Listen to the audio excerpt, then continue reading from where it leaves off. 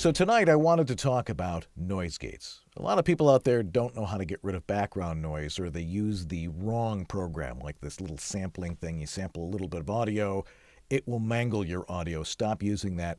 You need to use what's called a noise gate. There's some basic settings for it. I want to show you those, and you're going to learn how to use that properly. So let's start with a little audio that I've recorded. First, here's a pre-recorded file I have with some extra noise. Let's give it a listen. So let's take a look and see how you set your noise gate.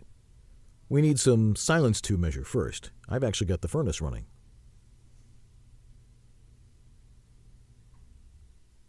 Then as you talk and take pauses in your speech, to take breaths, go to the next sentence or something, you can play with the setting to see if you're cutting off words or if the gate is set seamlessly. Okay, so what we've got here is something where I can show you and demonstrate exactly what happens when you cut off words. The first thing you want to do when you want to use a noise gate is find out what your noise floor is. That is, all of the noise that is behind your actual voice. Here's the best way to do it I found, and this is in Adobe Audition. There are other systems you can use too.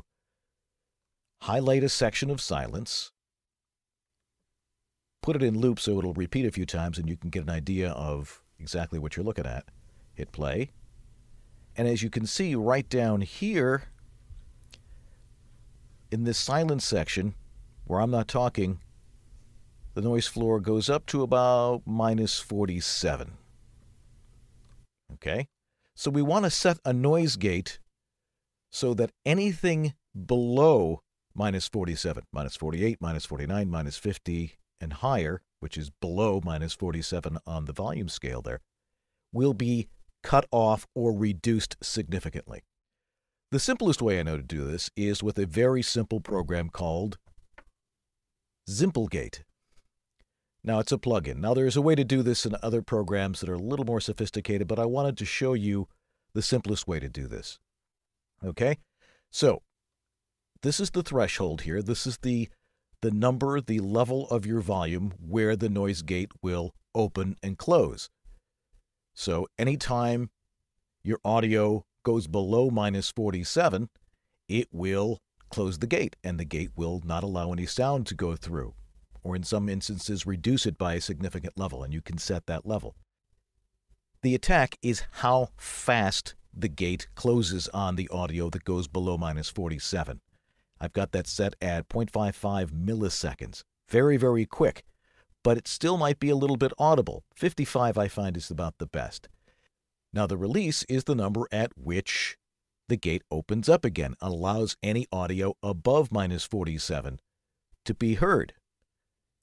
And the slower that is, the more you have a chance of cutting off words. So let's take a look at this and see what happens as we do this. Now the great thing about Zimplegate is you can actually play with the threshold, and I'll show you what happens as you run it here, and you'll see what happens as we change the levels. So let's take a look and see how you set your noise gate. We need some silence to measure first. I've actually got the furnace running.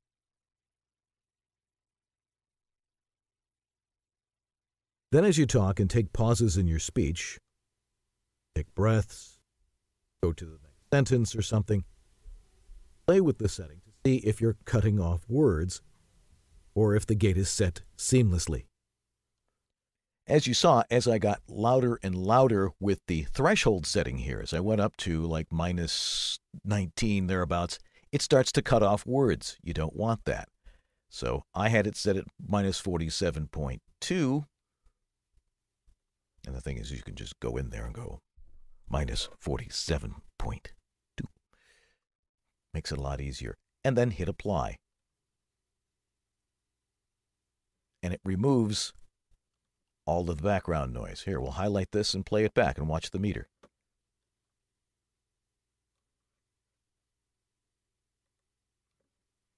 See? Nothing down there.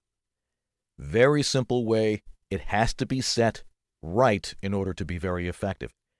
And you can't have a whole lot of background noise to it. It's got to be around -50, anywhere between like -47 and -50 in order for it to be effective. So that's a noise gate. Every program has them. They don't necessarily call it a noise gate. Some have some preset settings in there. You have to use usually what's called a dynamics processor, and Audacity, Audition, Pro Tools, and in a lot of other programs have this capability. You just have to learn the settings. And I wanted to show you the 3 basic settings, which are threshold, attack, and release. There's also expand and a number of other ones. It's a little bit more advanced. Learn these basic ones first, and then we'll learn a little bit more. And that's my tip for the week.